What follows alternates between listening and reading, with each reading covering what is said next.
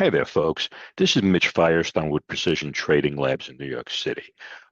We are looking here at a daily chart of Westlake Corporation. Westlake is a basic materials company that provides raw materials to various industries. And so I was looking at this last night on Sunday. Usually, whenever I can on Sundays, I like to do my pre-week preparation.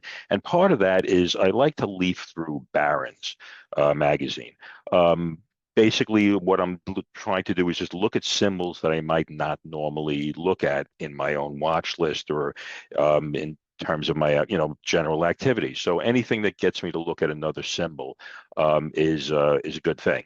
So this is what I was looking at in the daily chart. And so this region up here and this region up down here were areas of interest to me. And I'm going to talk about this in a minute here. And so this would be an area that I would be looking to express a bearish trade if and when price came up to here. And this is where I would express a bullish trade if price, in fact, pulled back to here. But in fact, I was looking at this last night and it was fine, except that price was obviously a long way away from here and a long way away down here. And so on the daily chart, I really didn't see anything that was, generally actionable in the short term. So I decided then to flip over to a lower time frame and look at the 1 or a 2 hour chart. And so when I did, this is what I then found, and I'll kind of go into now what I'm actually looking for here. And so this is where we were at the close on Friday, and so right here, this area here, which was obviously a lot closer than that area that I showed you on the daily chart. This was actually here, and much closer, only a couple of dollars away from where we were on Friday, and so this is what's referred to as a rally base drop formation. Okay, price comes up here, consolidates. We're looking at the 1 hour chart here, and then price thumps down here. And so what drew me to this region here is if we think about the shares that are offered up by sellers, we could think of that as the supply of shares in this region. Similarly, if we think about the shares that are acquired by buyers, we could think of that as the demand for shares in this region. And so when price comes up and consolidates in here, supply and demand are in balance, okay? They're balanced and they're trading within this relatively narrow range of about, what is that, about 80 cents or so. And then obviously right here, there was a sudden exhaustion of buyers. No one was willing to buy here anymore. And so where we had supply and demand here, all of a sudden now there is no longer any supply, there is no longer any demand up here. Hence, we refer to what's left in its wake up here as a supply zone. Okay, and so when price returns to that supply zone for the first time, we expect another wave of selling because of the fact that it was in here for a very brief amount of time, and more often than not everybody, whether it's retail traders or institutions, necessarily were able to sell up here because this was here for only a very short amount of time. And so we're looking for price to then return to this region in order to express a bearish trade. So what do we mean by that? Well, when price returns here in terms of, to a supply zone, one could obviously do any of the, basic strategy. One could, of course, short the stock. One, of course, could also buy a put. If you want to lower the cost of buying a put, you could, of course, do a vertical debit spread. And if you want to collect premium and capitalize on time decay, one could, of course, also sell a bear call vertical spread. Okay, so those are the simple ways of expressing a trade out of this supply zone here. Okay, and so when price returns here, if and when price returned here, this would be an area where you would express the bearish trade. Okay. This defines the area, this defines the risk here. Okay, so once we have this zone, we place our protective stop a bit above here, and I utilize the daily average true range as to help guide me with that. And so this would be the area, this would be the entry point, and this would be the stop out point if in fact the trade did not work. Okay, so that was the basis for this setup here. Okay, and so when price returned here, you can see price came up here has now, hit that zone in the beginning of the day, or midday, I think, today, and then it actually started to drop. Okay, and so you can see here now we're already at that kind of that 2-to-1 region here. So this is actually all going very well for a number of our subscribers and community members. Okay, so that was the basis for that trade. Okay, what I'm doing here, and I'm going to go through for the rest of this session here, is I'm going to talk about some of the things that I found in Barron's. Okay, so one of the basis for why I was looking at this particular symbol was this article here, and this is in the December 1st, 2025 edition of Barron's, and it talks about Trump media stocks and 11 more tax loss victims to avoid in 2026.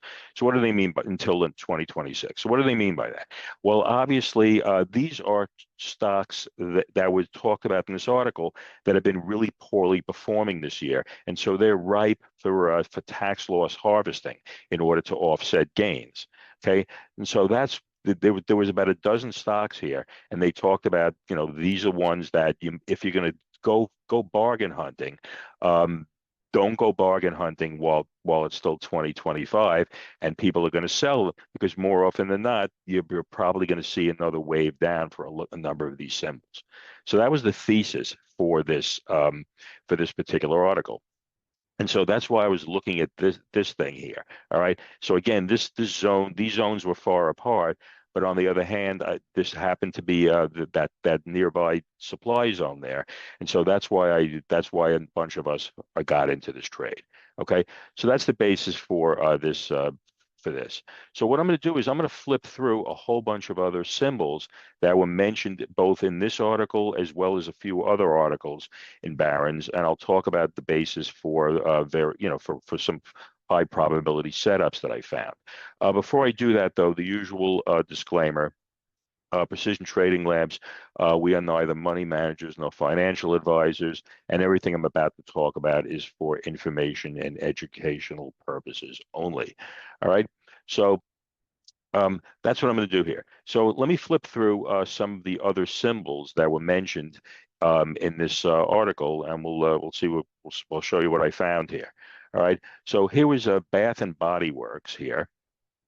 Okay, and so this is where we are now. Okay, here's the daily chart. Okay, and you can see this thing is actually, even though, obviously this thing has obviously gotten beaten to hell here in the last half a year. It's obviously, down. This thing went down probably over about 50% here, but you can see it is rallying at the moment here.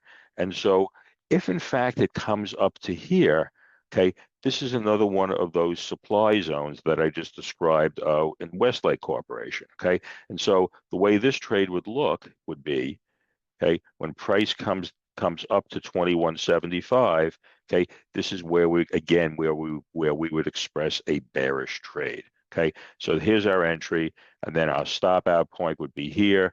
The average true range here is about $1.26. I usually like to give it about a 10% cushion based on the ATR. So I would put my protective stop somewhere around 2280 or so. And so that's roughly what the trade would look like. So that would be a one-to-one trade on the bearish side. That would be a 1-to-1. That would be a 2-to-1. That would be a 3-to-1. Okay, and again, this was in that article about about all of these tax loss victims. Okay, so that was the setup there. They actually do talk about the Trump media. Personally, I would make the suggestion to anybody. Don't really go near that stock. It has nothing to do with the politics of it, literally. But basically, there is so much more going on with that stock and it being a cult of personality that transcends supply and demand, or even any other trading principles. There's just always drama associated with it. So I personally steer clear of it. All right. But so here's another symbol that was in this article here, this Enphase here. And in fact, if I'm not mistaken, I think this one actually didn't have a supply zone of interest. Oh, actually, no, actually it did. So right here is a place that if it rallies up here, this is where we would express a bearish trade. Here down here is actually a quality demand zone here. But again, I actually do like the thesis of what they talked about in that article. So I don't think I would be racing to look to catch bounces off of this thing, just because, particularly as we get later in the year. But I think if we actually came back to this in the short term, one could certainly get into a short term bullish trade. Just keep in mind that I think the thesis of the article is actually has a great amount of validity here. So anyway, that's Enphase. Here's FMC Corporation. And again, I think I ended up in the 2-hour chart here. In fact, so right up here was an area of tested supply here. We had a supply zone here. Okay, price came down. Okay, price then returned here. It's now bounced off of here again. So we could think of this as either kind of resistance here. It's really more tested supply. But if price then reverses and heads up here, this would be an area that we could express a bearish trade here. So right now we're sitting at 1380. Obviously, it's got to get up to 15 in order to do that. And then right down here are a couple of areas where one could express a bullish trade down here. So that's FMC. Let's see here. Robert Half, which is the business consulting firm. Okay, and we're actually getting pretty close here to this supply zone here. And you can see, obviously, this has been beaten down fairly severely here. So, but right here you can see this is its 52-week low. It is bounced from here, and so right here we have this drop-based drop formation. Again, this is where supply and demand were in balance, and then we had this exhaustion of buyers. When price gets up here, this is where we would express a bearish trade. At that point, then the trade looks roughly like that. And again, using the ATR as a little to give me a little breathing room on the trade beyond the zone. So that's roughly what the trade would look like, though. Okay, and again, one could express this trade again, as I showed you in that initial slide, using options as well. But it's all predicated on this supply zone here. So that was that one article about tax loss harvesting. There were a number of other articles in there. There was an article or a piece in there about this company Roblox, which is the gaming composition and community stock. Okay, and so here was Roblox isn't playing games. Why the stock could jump 50%. Again, in this particular case, I really don't care about their thesis. I'm really just looking for an excuse to find a quality supply or demand zone in order to then execute a high probability trade. So on the daily chart here, though, we can see that there is a supply zone here and a demand zone here. And then down here we can see this is the daily the daily lower Bollinger Band, where if it pulls back here, that would suggest, of course, that price is very stretched to the downside, and so that's an odds enhancer for this demand zone. Similarly, if this thing rallies up here, though, we have a rally-based drop formation, and so again we have a supply zone of what I showed you earlier. And so these would be both areas that I would be happy to. I'd be happy to buy here or to buy a call here. I would be happy to short the stock here or to buy a put over here. So that was that article that Barron's had about that. Let's see. There was an article about Dominion Energy, and I can't remember what was the thesis here. Oh yeah, there was basically they just liked it, and of course, like everything else, there's an AI tie in here. So Dominion Energy is a utility play with an AI upside. It's a buy. But what isn't a buy? So right here, if we look at the, I think I was looking at the 1 or 2 hour chart here, and so right here. There is a supply zone up here. I'm trying to think. I don't recall. I don't think I had a demand. I don't think that there was any demand zone that I was really interested in there. So this supply zone here is, if we get a rally here, this is where I would express a bearish trade as I described earlier. Okay, so that's Dominion. Another article here was this company Blue Owl Capital. I thought this was actually kind of interesting. They just bring up what the headline was here.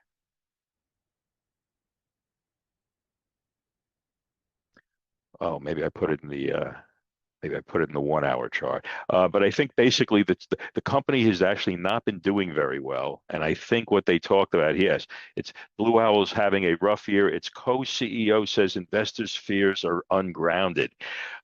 Well, personally, I would, at the point where a company's CEO is in Barron's talking about everybody needs to calm down, that's probably not a good sign. So at that point, then I am happy to short or express a bearish trade. However, I wouldn't just jump in here. Particularly because you can see this thing, in fact, is rallying here. Slowly, it's been kind of grinding its way up here. Okay, but right here is a quality supply zone here. We have a rallied base drop formation. And so up here, this would be an area where we would express a bearish trade, and again, talking about it, doing it as in the various ways that I described earlier. So that's Owl having a problem. Let's see. Oh, so here was another article that they had in there, and they talked about. In fact, we're back to our friend Donald Trump here, because they basically talked about the fact that Mexico and Canada stocks are through the roof. What trade war? And basically, what the thesis was, both Canadian stocks and Mexican stocks are actually been doing well even in the context of all of the stuff going on with tariffs. So this is the ETF of Canada. Okay, and so this is we can see we're sitting right here at the 52-week high, which we've just come off of that. So we can obviously see that this has obviously been doing well here. Right down here we have support. Okay, and I believe if we went to the 1 or 2 hour chart, and we were waiting, if we're going to wait for a bit of a pullback to a demand zone, right here's the area where I would actually be looking to express a bullish trade here. So one, of course, could buy a call, buy the stock.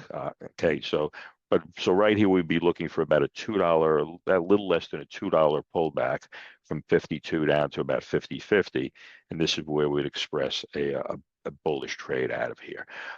If I recall correctly, I think there was nothing of great interest in the on the Mexican ETF, which is the EWW.